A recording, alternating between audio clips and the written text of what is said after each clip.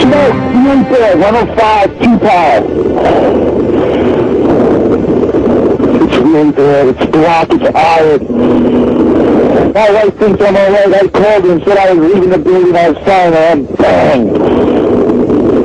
The 3 of us, 2 broken windows. Oh, God!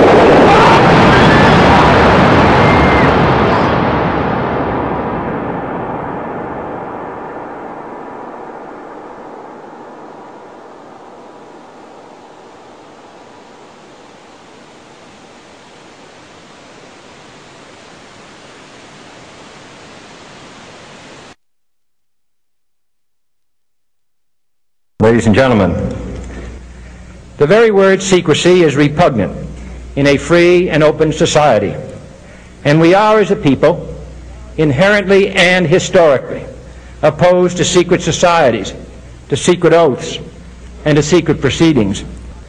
For we are opposed around the world by a monolithic and ruthless conspiracy that relies primarily on covert means for expanding its sphere of influence, on infiltration instead of invasion, on subversion instead of elections, on intimidation instead of free choice. It is a system which has conscripted vast human and material resources into the building of a tightly knit, highly efficient machine that combines military, diplomatic, intelligence, economic, scientific, and political operations. Its preparations are concealed, not published. Its mistakes are buried, not headlined. Its dissenters are silenced, not praised. No expenditure is questioned, no secret is revealed. That is why the Athenian lawmaker Solon decreed it a crime for any citizen to shrink from controversy. I am asking your help in the tremendous task of informing and alerting the American people, confident that with your help, man will be what he was born to be, free and independent.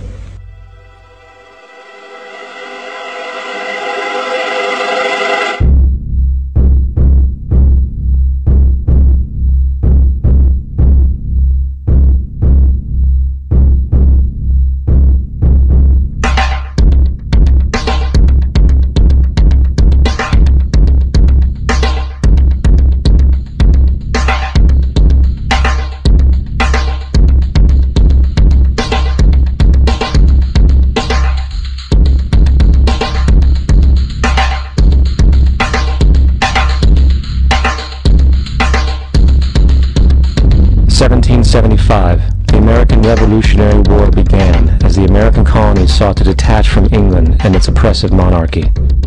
Though many reasons are cited for the revolution, one in particular sticks out as the prime cause: that King George III of England outlawed the interest-free, independent currency the colonies were producing and using for themselves, in turn forcing them to borrow money from the Central Bank of England at interest, immediately putting the colonies into debt. And, as Benjamin Franklin later wrote, the refusal of King George III to allow the colonies to operate an honest money system which freed the ordinary man from the clutches of the money manipulators was probably the prime cause of the revolution. In 1783, America won its independence from England. However, its battle against the central bank concept and the corrupt, greed-filled men associated with it had just begun. So what is a central bank? A central bank is an institution that produces the currency of an entire nation. Based on historical precedent, two specific powers are inherent in central banking practice: the control of interest rates and the control of the money supply, or inflation. The central bank does not simply supply a government's economy with money, it loans it to them at interest. Then, through the use of increasing and decreasing the supply of money, the central bank regulates the value of the currency being issued. It is critical to understand that the entire structure of this system can only produce one thing in the long run: debt. It doesn't take a lot of ingenuity to figure this scam out. For every single dollar produced by the central bank is loaned at interest. That means every single dollar produced is actually the dollar plus a certain percent of debt based on that dollar.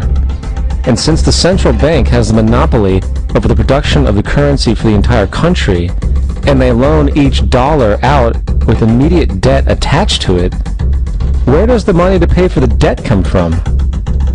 It can only come from the central bank again, which means the central bank has to perpetually increase its money supply to temporarily cover the outstanding debt created, which in turn, since that new money is loaned out at interest as well, creates even more debt.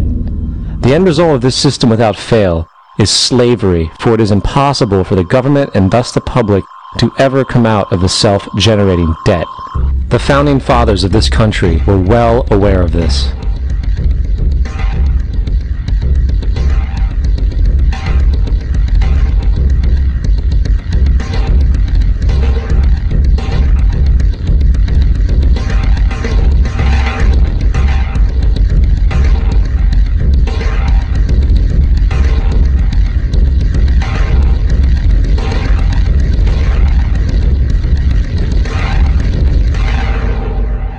By the early 20th century, the U.S. had already implemented and removed a few central banking systems, which were swindled into place by ruthless banking interests.